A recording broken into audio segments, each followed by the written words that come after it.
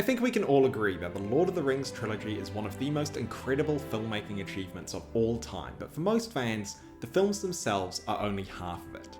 And the other half is this, the Appendices, probably the most comprehensive and well-known series of behind-the-scenes material ever made. You can see why people describe them as film school in a box. Over the course of about 18 hours, the Appendices show you every detail of the production, be it the costumes, locations, miniatures, color grading, special effects, sound, it's all in there. The Appendices go hand in hand with The Lord of the Rings because the material on these two discs makes the films that are on these two discs even more special because they allow us to fully appreciate the craft and passion that went into making them. But what if I told you that there was a fifth disc? What if I told you that there was not one, but 3 feature-length documentaries about the making of the Lord of the Rings trilogy that most Rings fans have never even heard of, let alone seen? What if I told you that the story behind how the Appendices came to be made is almost as fascinating as the making of the movies themselves, and more than that, it's a story that's never really been told before? Well, it's time to put on your elvish capes, grab a walking stick and eat some lembas spread because we are going on an adventure into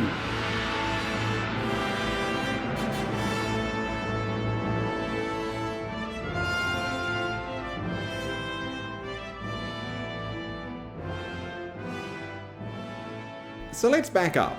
What was that about the 5th disc and the hours of extra behind the scenes material not in the Appendices? Well, they're the 3 documentaries directed and produced by Costa 𝗙𝗪𝗧𝗘𝗥𝗧, a New Zealand documentary filmmaker who had previously worked with Peter Jackson on the film 𝗙𝗩𝗘𝗥𝗬𝗀, which regular viewers of this channel will be familiar with. At just under 2 hours each, the Costa 𝗙𝗪𝗧𝗘𝗥𝗧 documentaries are fly-in-the-wall style films that follow Actually, you know what? This is going to be a lot easier if I just get Costa 𝗙𝗪𝗧𝗘𝗥𝗧 on the phone and let him explain himself. It's following the story of the film, you know, but it's doing it literally from behind the scenes. It's just another view. It's like watching the movie, but you're watching the making of the movie unfold in front of your eyes in the order of the story. So that you would begin in Hobbiton, you would work your way through the Mines of Moria and follow the path that the characters took. And some of you will have seen these, but I'm willing to bet that most of you haven't, because the Costa 𝗙𝗪𝗧𝗘𝗥𝗧 documentaries have only ever been officially released twice, once in 2006 and once in 2011. But this raises the obvious question of why? Why are there 2 different versions of the making of The Lord of the Rings, and why does Warner Brothers apparently not want to widely distribute an extra 5 hours of fully edited, mostly unseen behind-the-scenes material that millions of fans would kill to get their hands on? Well, to answer that question, we need to tell the full story of the making of The Lord of the Rings, because while I was researching my Forgotten Silver video, I learned that Costa 𝗙𝗪𝗧𝗘𝗥𝗧 was the man who had filmed pretty much all of that behind-the-scenes material that you saw in the Appendices, alongside another camera operator called Haley French. And that made me realize that even though I've watched these special features countless times, I'd never really thought about who actually made them. I guess I just figured they sprung out of a hole in the ground. Which is of course ridiculous. But when you watch the credits of the Appendices, they say they were made by a guy called Michael Pellerin, a Canadian documentarian who had previously worked on behind-the-scenes features for Disney and Pixar. You have to go right down in the credits before you find Costa and Haley's names. And because this is the way my brain works, I thought there must be a story here. And there is. And when I said earlier that it's a story that's never been told before, that's not entirely true. 𝗙𝗪𝗧𝗘𝗥𝗧 wrote about it on his website about 15 years ago, and Michael Pellerin has spoken publicly about it too, mainly on this 9-year-old live stream that's had just over 2,000 views. So yeah, none of what I'm about to say is like secret, it's never really been told definitively. I thought that the story of how the best and most well-known series of behind-the-scenes material of all time got made deserved its own space, because it's a story that's just as educational about the way in which the film industry works as the Appendices themselves were. And that story starts over a decade before The Lord of the Rings even came to be made, when Costa 𝗙𝗪𝗧𝗘𝗥𝗧 met Peter Jackson, who at the time was still working on his self-funded first film, Bad Taste. Peter, of course, at that time was a spectacularly prepossessing sort of guy. And he started talking about this film he was making over the weekends. And I thought, what a loser. He stammered out, "Would you like to see it?" And after 10 minutes of watching Peter's unfinished opus, I'd completely changed my mind about him, because I thought what I'm seeing here is startling, you know. I said, who did the special effects? He said, "Oh, I did." "Oh, who built Who built the models? I did.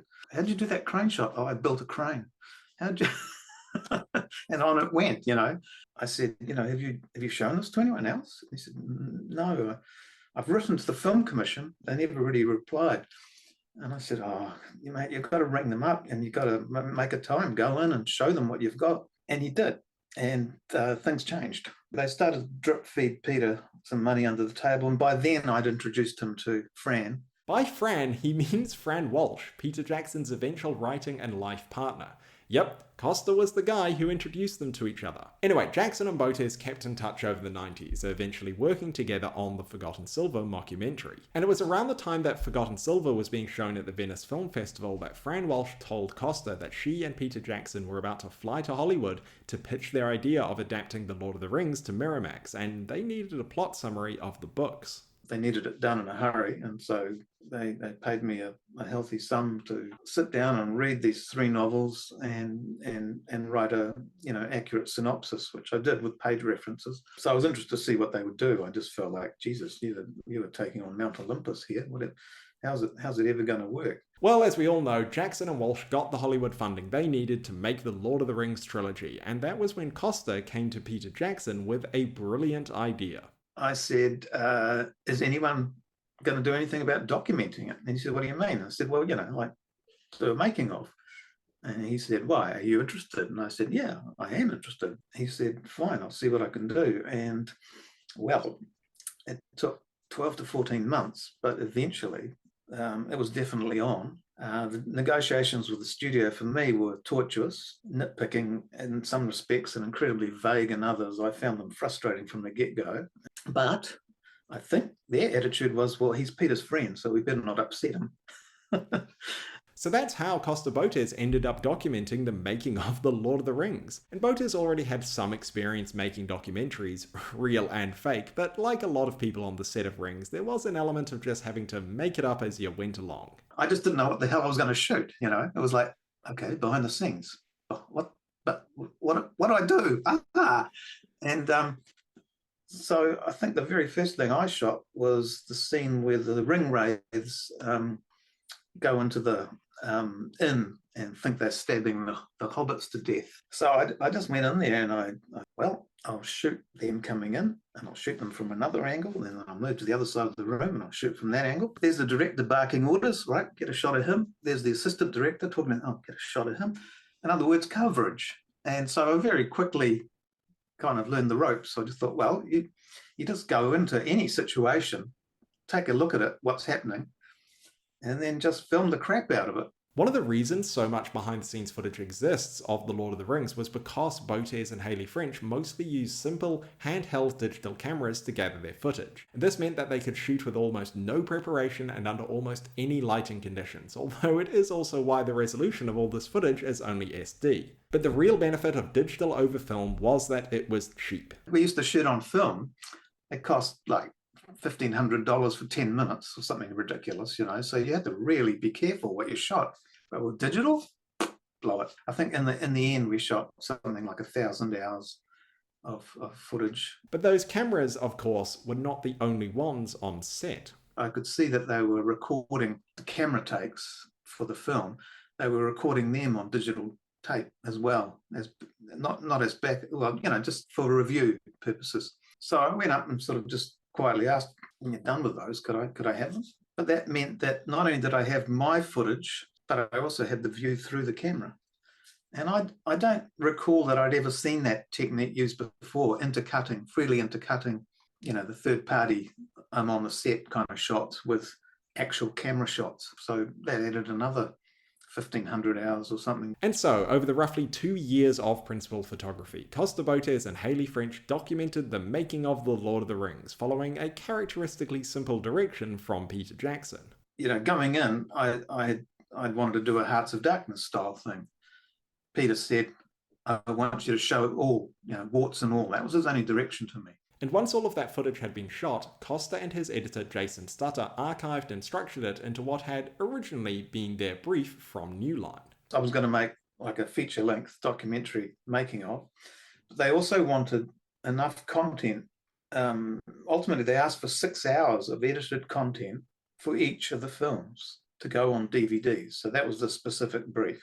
And that was what me and my editor worked towards. By 2004, Costa and Jason had eventually produced 20 hours of edited material that to this day is sitting on a dusty shelf somewhere in the Warner Brothers archives. But back in 2001, they were still very much in the thick of filming and editing it all. And as he mentioned earlier, Costa's relationship with the studio throughout this whole period of principal photography was, shall we say, a complicated one. I never knew exactly what they wanted. I don't think they understood me or what I wanted. I don't think they particularly cared. I think their whole attitude to the project was incredibly complacent. You have to remember that at the time Costa was hired, the first Rings movie wasn't due to be released for another 3 years, so it's probably fair enough that this major Hollywood studio had more important things to focus on in the meantime. But once principal photography was wrapping up a year or so out from the release of Fellowship, that all started to change.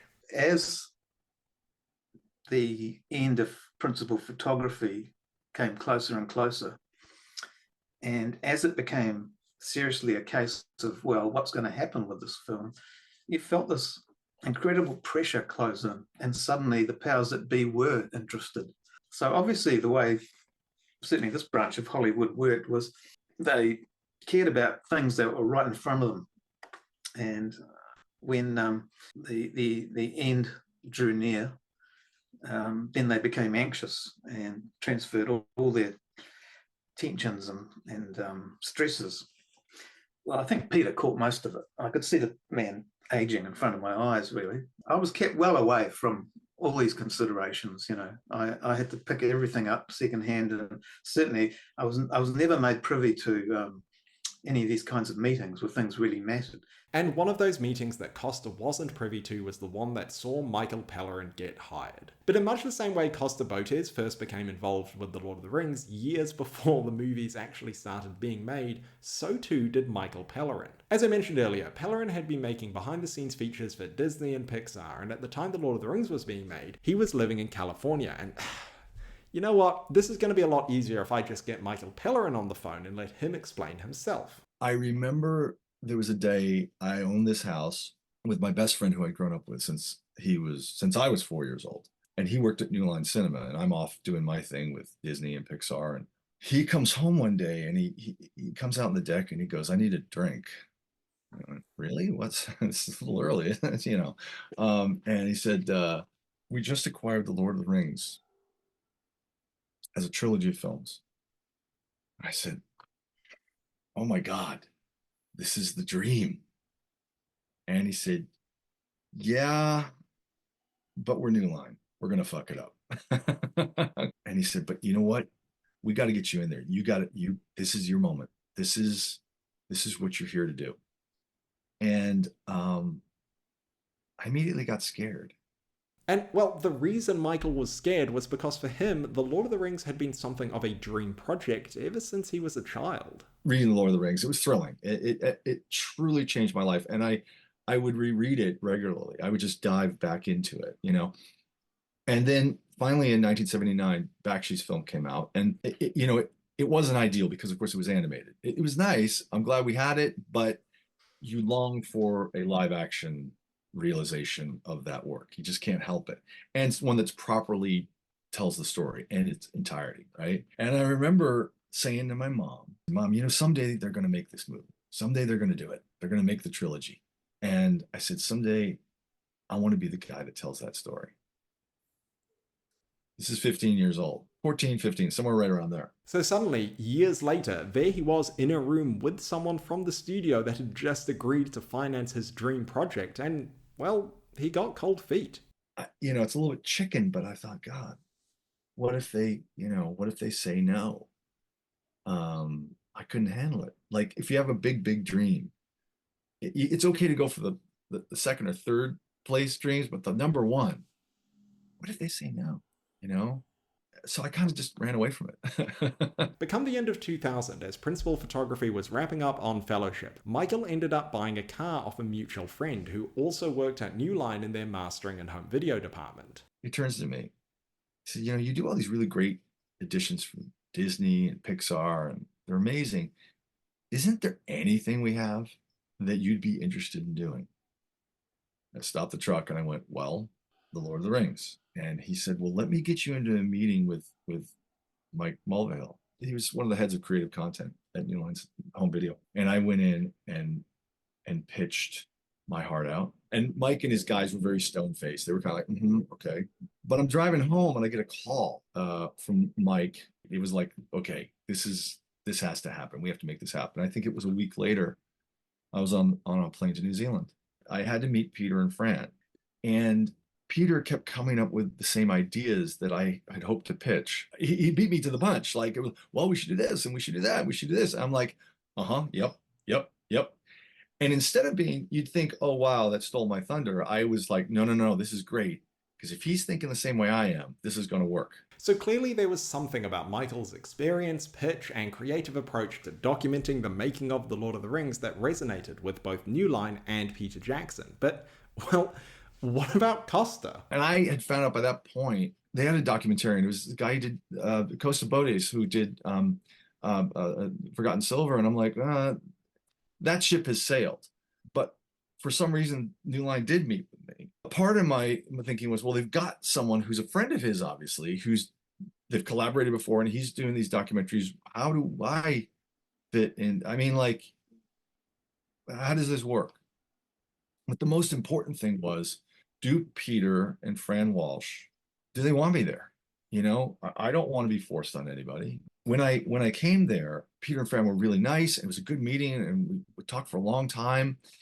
And there didn't seem to be any concern on their end or on New Line's. In fact, about Costa, because Costa was doing his thing, right? You know, it was like, because I was like, how's that work? I was like, oh, don't worry about that. It's like, it wasn't a big deal. In other words, well, I thought, well, if they're not that concerned, then this isn't going to be a big deal. So from Michael's perspective, there doesn't seem to have been any suggestion that he was being hired to replace 𝗏𝗏𝗏𝗏𝗏𝗏𝗏𝗏𝗏𝗏𝗏𝗏𝗏𝗏𝗏, and nor does that seem to have been Peter Jackson's intention. But from Costa's perspective, that's not what it looked like. We were far from finished, and then the studio informed me that I was off the case, just like that. You know, we were going to be replaced by a team of 30 odd who would be flown out from Hollywood. Now, these guys were pretty flash, you know. This is Michael Pellerin and his outfit. New Line poached them from Disney, where they had done some quite amazing stuff for, you know, the flagship Disney productions. And so New Line brought them over, and that was that. You know, I was just told, you know, Gonski, see you later. But see, because production on The Lord of the Rings had gone on for so long, Costa and his team had already been paid well in advance for their work. I had to remind them that I had about $1 million of their money in the bank. That brought on a meeting with one of the brass and Peter. And this was the only other time I ever sat down with Peter during this entire farrago. And Peter said, well, what do you want to do? And I said, well, actually, I'd like to finish what I started, because I think it was a pretty worthwhile project. And he said, okay, all right, you can do that. So that's how there ended up being two separate teams working on behind-the-scenes material for The Lord of the Rings at the same time. Costa, Haley French, and Jason Stutter working on their original brief to make 6 hours of material for each DVD, and Michael Pellerin's team documenting most of the pickups and putting together the interviews that would form the basis of what would go on to become the Appendices, drawing on the footage Costa and Haley had gathered over the 2 years of principal photography. All the material that I'd filmed was the property of the studio, not mine. But before all of that, the first thing was for Costa and Michael to meet each other.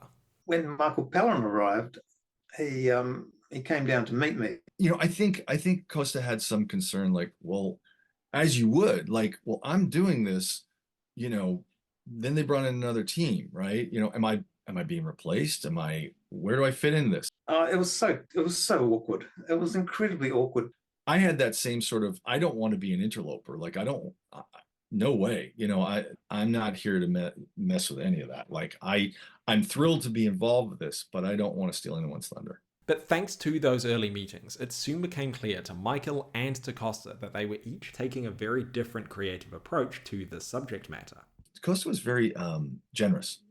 He brought us in his office. He had the big board. He showed us his outline of all of his pieces and really, you know, showed us footage and gave us an idea of what they were going to do with the material they had shot over the past couple of years. And it immediately put my heart at ease, because I went, oh, he's doing this fly on the wall experiential set of documentaries. and you're just there, So I thought, well, what does that documentary not give us? And it's like, well, it's not anecdotal. And I thought, right, well, I'm going to create kind of an oral history then. That really showed through the strength of what Michael was doing, for its own sake. There was a strong expositional element, and I knew that's what they were going to do, right? For example, in the appendices, you might remember hearing Dom and Billy talking about how uncomfortable it was for them to sit in 𝗙𝗘𝗘𝗥𝗬𝗧𝗘𝗫's hands for so long.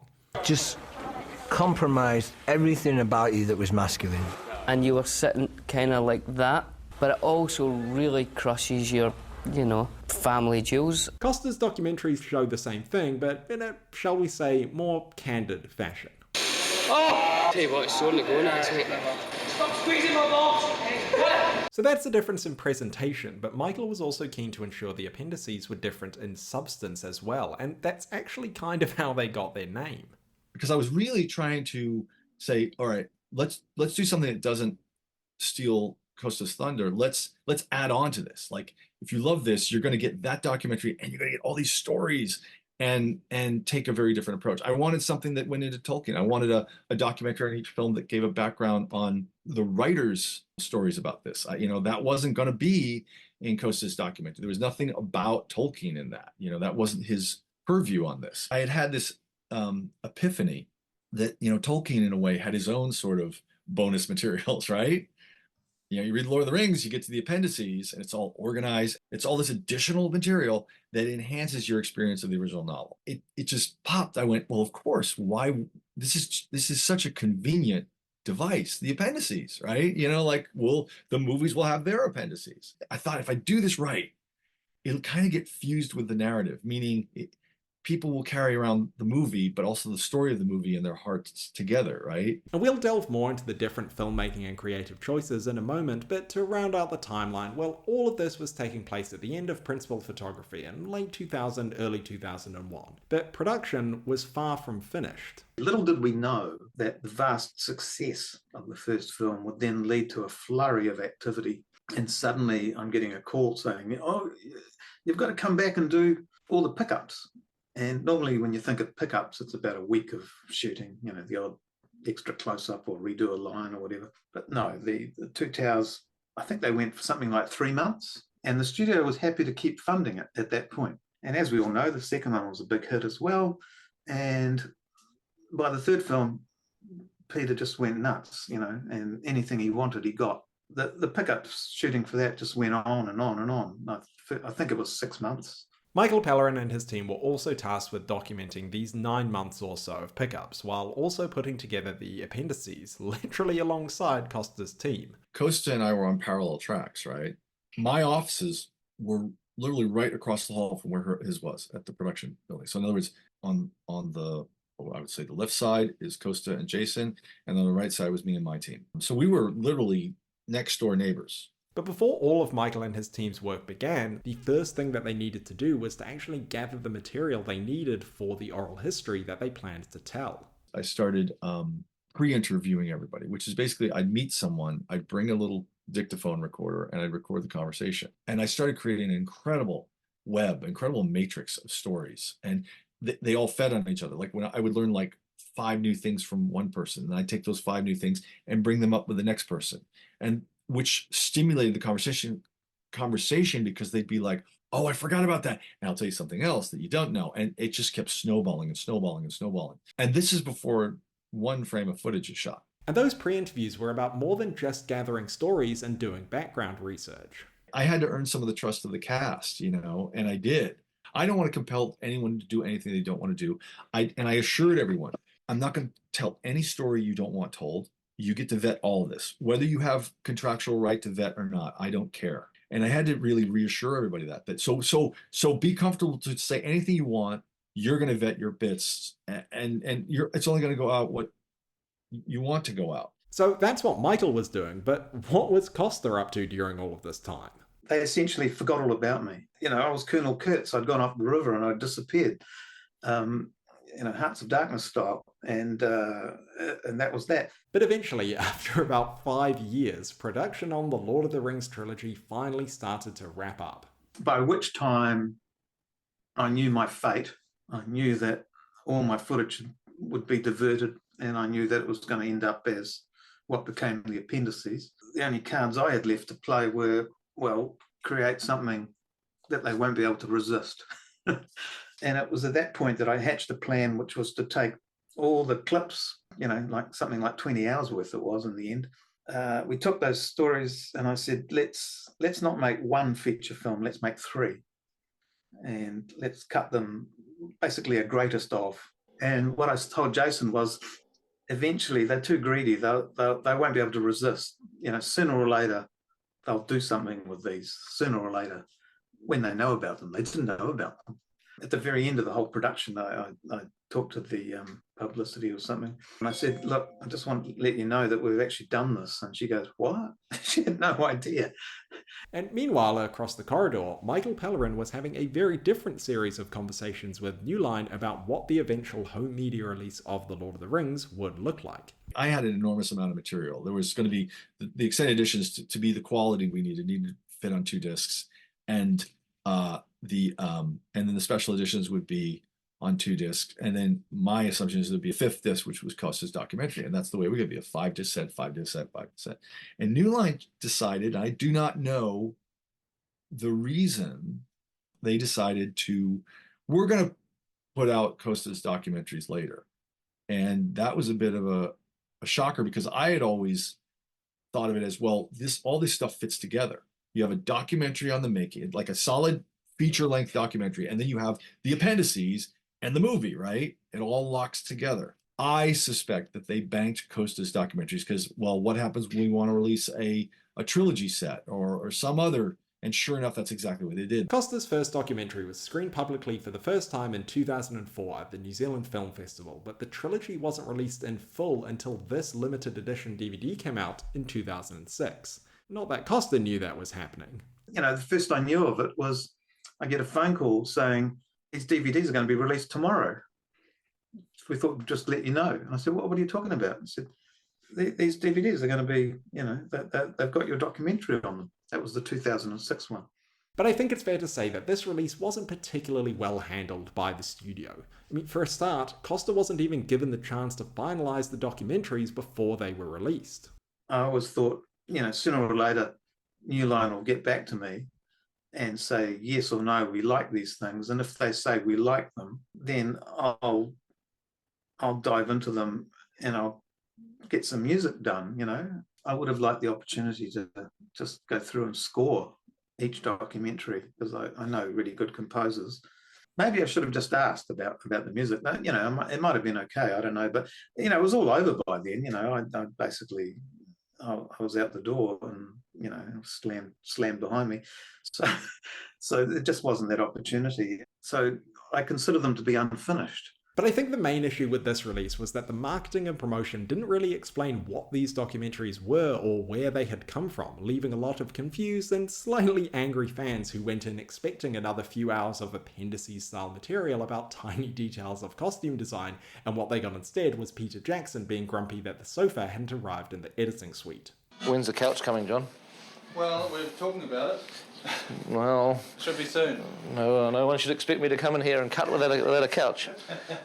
Okay, Just tell Jamie if he wants me to turn up to look at anything, there should be a couch here. And the fans just howled, and I copped it. I really copped it. They were going, here they are selling it to us again, and it's only got one documentary. Also, because some of the footage was familiar, they took that badly as well. They couldn't understand the structure, or what they perceived as a lack of structure. And I'm like, well, yeah, it's not stream of consciousness. That's the phrase they use. I said, it's not stream of consciousness. It's not just like it's some dreamlike tangle of arbitrary sequences put together. It's following the story of the film, literally from behind the scenes. It's just another view. Is that so hard to understand? Apparently it was for some people. Other people really, really liked it. They took it for what was intended. And I mean, that's what happens. You can't move the needle the same way for everybody. Because people bring their own baggage to any viewing experience. And if they have a certain expectation based on what they're used to, then can be a little bit jarring for them when they see something that's different. The 2011 Blu-ray was much more well received, partly because to this day it is still the only release that includes Costa's documentaries alongside the appendices, which both Michael and Costa agree is the best way to view them, not in competition with each other, but as complementing each other. I was way more happy with that because that, for the first time, allowed people to see, I guess, a complementary approach, and then the best of both was available. Like, I'm not going to say that Michael Pellerin did a terrible job, because he didn't. He did a great job in terms of what he was doing, and it wasn't like what I was doing, and that's a good thing. I think people watching this are going to have this kind of instinct to come down on one side or the other, Team Costa or Team Michael, but that's not what this video is about. I am on nobody's side. Yes, the way in which Costa was sidelined by the studio was pretty shitty, but it's also the brutal reality of how ruthless Hollywood can be when it comes to the movies that they spend hundreds of millions of dollars on. But at the end of the day, both Costa 𝗏𝗏𝗧𝗏 and Michael Pellerin were hired and paid to do a job, and amazingly enough, they both got to finish what they started. And for me, as a Rings fan, I love that two different filmmakers were able to document the making of this incredible trilogy in different ways. Costa's feature-length documentaries are like you were there on set. There's no narration, only the commentary by the people being interviewed there and then as they do their jobs. Present tense, it's happening now. That's what is interesting to me. And this means that Costa's documentaries end up having this really unvarnished and authentic feeling that's particularly emphasized by the way in which they capture that dry, sarcastic, and self-deprecating Kiwi sense of humor that was infectious across the whole production. This is what we call, in the stunt department, a brohan. I'm only trying to be a brohan, eh? Oh, we got your secret uncovered, brother. I don't know if you've heard about the moss. Doc's probably round, but yes, we're only allowed to walk on the carpet. Through the food before I put it in his mouth. Oh, mate, he's got the right idea. People going to war and then they're dodging moss instead of thinking about going to war, so we try and keep an eye on that. But we're very environmental. I think Galadriel's all a bit poncy and a bit overexcited with her status. We don't all need boats. You could have got the bus, use public transport or the subway. Moss? Avoiding the moss, going on to camp, avoiding the moss, going on to the... And of course, the appendices also do a fantastic job of highlighting the fun and humour that was evident in the making of these movies. But as we saw with the Treebeard example, Costa's documentaries are just that little bit more, well... Falling down onto Billy with me by his side near his anal passage, and as he fell down, he let go a little burp. Right, that was great. Strange news. The ring apparently must be destroyed by December the 22nd. You fool, man. We are yet staggering through the caves. Now, the studio didn't get that at all. The studio did not understand what the hell I was doing. They just didn't. Totally different wavelength. But for me, the thing that is most apparent when watching Costa's documentaries is his filmmaking philosophy of, as he puts it, focusing on the soldiers, not the generals. I mean, sure, we still see a lot of Peter Jackson and the cast and so on, but more often than not, Costa is just as interested in being in the kitchen with the catering crew talking about making eggs for 180 people as he is filming a big battle charge. He's out talking to the person who has to radio the set every time a plane is coming into land nearby, or the set dressers putting river rocks in the fake horses to weigh them down. The thing I never forgot watching the making of Star Wars was a guy with a monkey wrench striking a wire. He goes whack, and you hear this sort of high tension wire noise.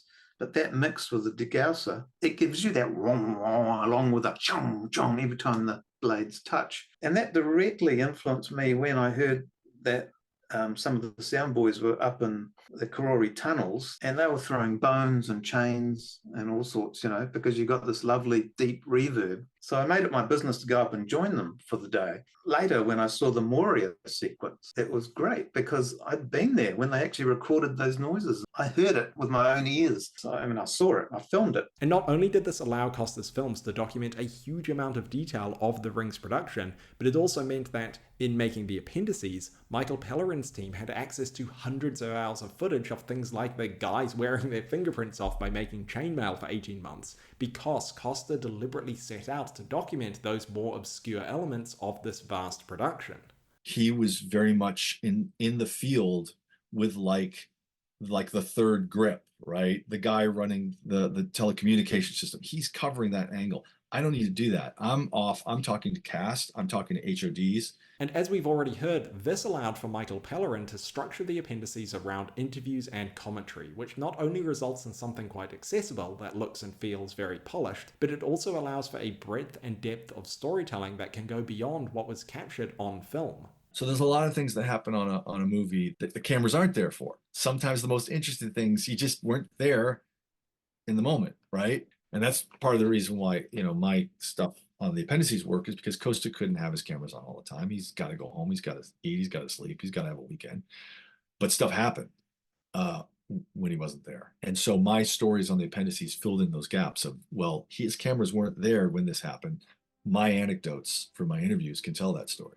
So the appendices capture the memories and the passion, and yes, the mythologizing of the Rings production, but most importantly, they show the genuine fellowship that the cast and crew formed while making these movies, and a lot of that comes down to the time and effort Michael Pellerin and his team put into those interviews. All the interviews were extensive. They were like this interview. They weren't just, I didn't do half-hour interviews. We sat down, it was at least an hour of your time, maybe two, maybe more. A lot of key people. It was for the one movie, it was multiple interviews. So each movie had multiple interviews because you're never going to sit down in one session and get everything. There's no way.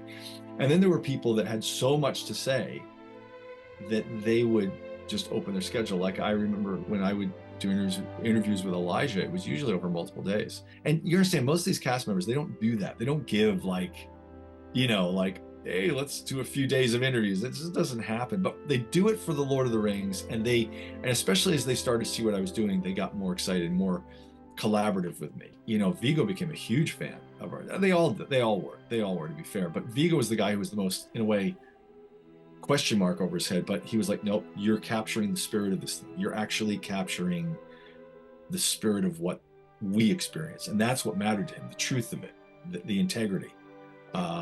And that was the goal. You know that meme about how it feels to listen to your favorite podcast? Well, I think a big part of the appeal of the appendices is the fact that they do more than just show you the practicalities of how they built Hobbiton or filmed the miniatures, but they also convey the culture and spirit of what it was like to be part of this movie.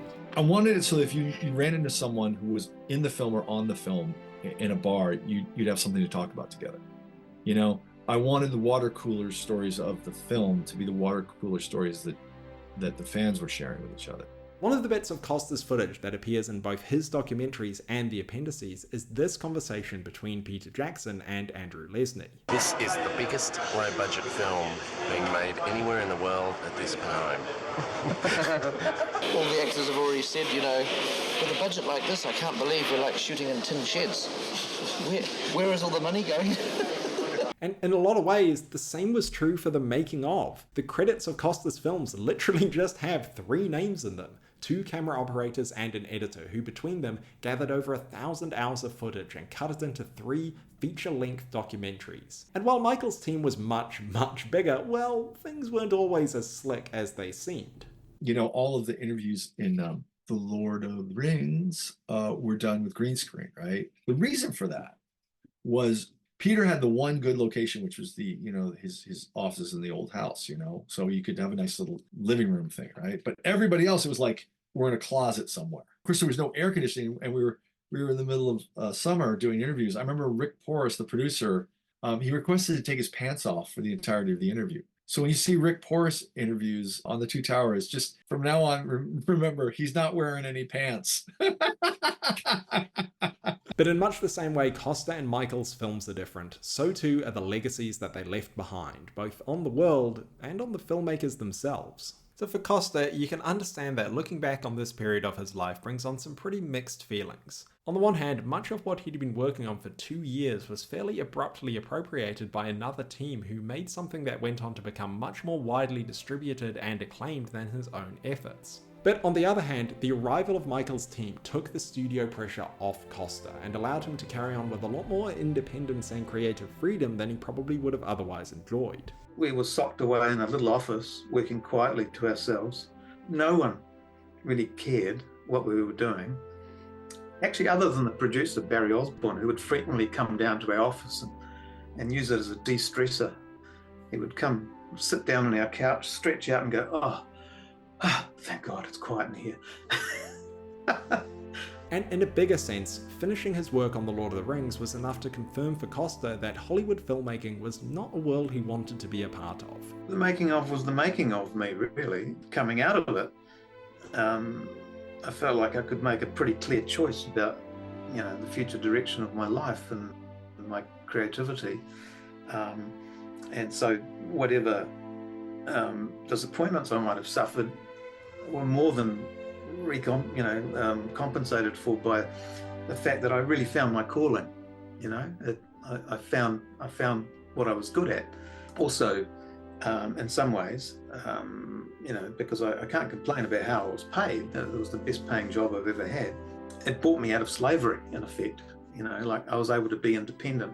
I went and made a documentary all by myself without any crew whatsoever. I did everything. And it was really popular. It sort of sold out at the film festival. And I thought, okay, this is a good experience. I'll do this some more. I've never really stopped over 40 years. I think I hold the record for the most number of films featured at the New Zealand Film Festival, something like 14. I feel like I kind of won. I didn't sell out. I stuck to my guns.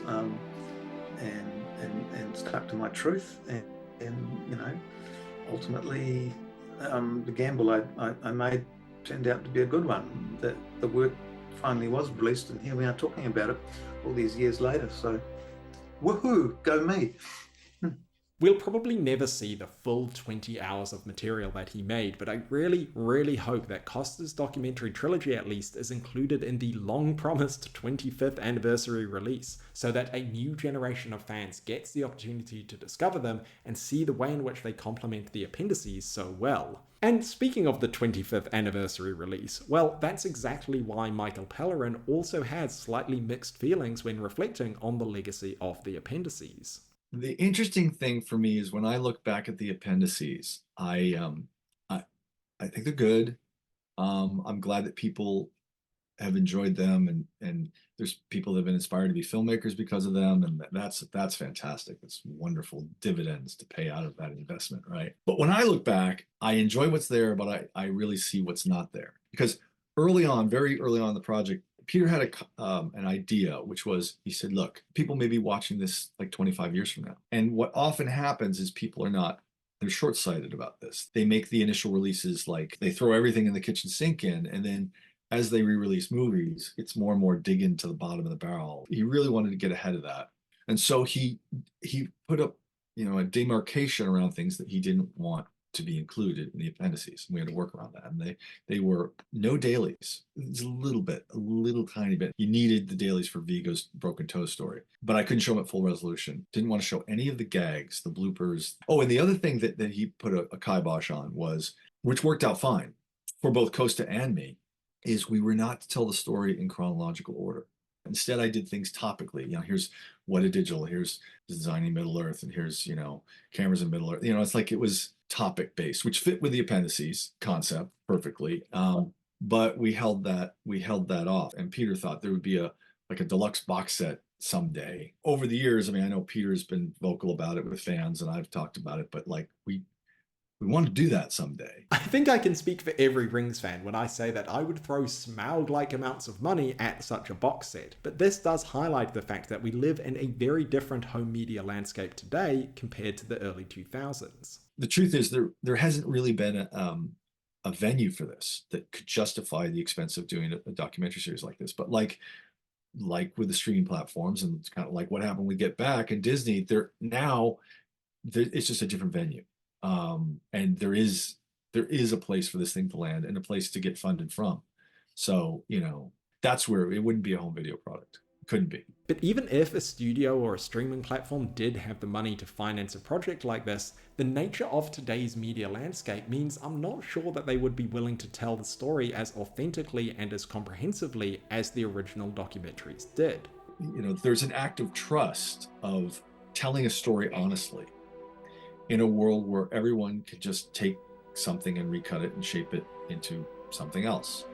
And it's something, I certainly never considered, I don't know if he ever considered, but I certainly didn't, that someone would misuse or abuse material that we put out in the world, but it's happened. I mean, that happened on The Hobbit. We told a story, but then someone went on the internet and basically took parts of the documentary and recut it to change the meaning.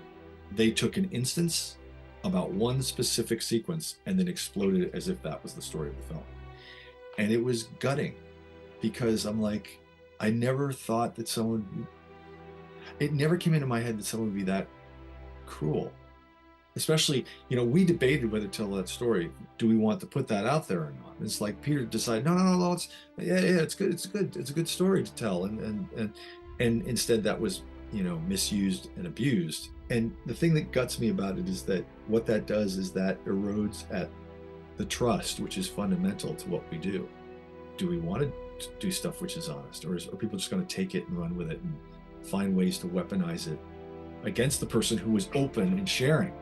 You know, it's cruel. Genuine, comprehensive making-of features are as rare as 𝗙𝗛𝗡𝗏s these days, and even when a studio does decide to put resources into a behind-the-scenes feature, it's usually something that's very tightly controlled and more often than not done for marketing purposes, not genuine education or documentation. You tend to just get talking heads of the cast saying very generic things, intercut with very, very short clips from the set that don't really teach you anything about what is happening or why, and in a lot of cases, they actually deliberately exclude entire production units like the digital effects teams from the narrative.